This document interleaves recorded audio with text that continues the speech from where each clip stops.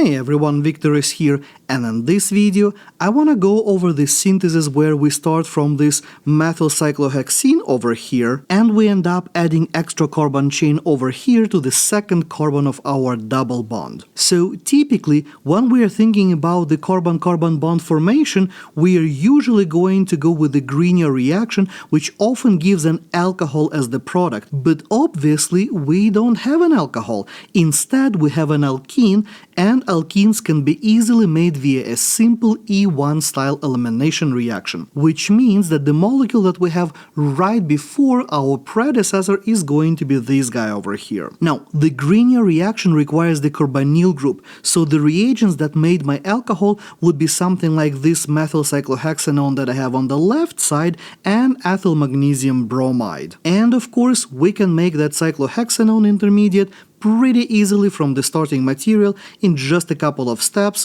starting with the hydroboration oxidation and then doing the oxidation of the resulting alcohol. So now, when we have mapped out our synthesis and we know the key steps and the key reactions here, let's piece it all together. So I'm going to start by redrawing the starting material and running through the hydroboration oxidation first, which going to give me the corresponding alcohol. The stereochemistry doesn't really matter for our purposes here, but I still want to point out that this is a syn addition reaction and it gives the anti-Markovnikov product.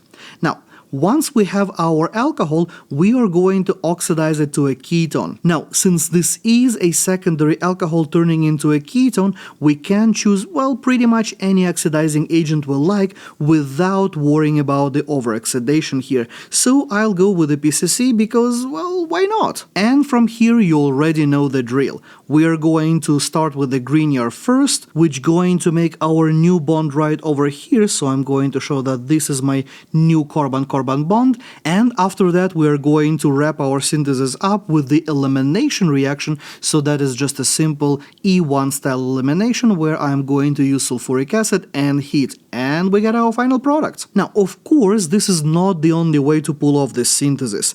Another cool route that comes to mind is maybe opening an epoxide with the Grignard reagent, but honestly, I would love to hear what you guys think. So, do you have any interesting ways you would approach this synthesis? Let me know in the comments below. And as always, thank you for watching. If you like this video, remember to boop the like button and leave me a comment.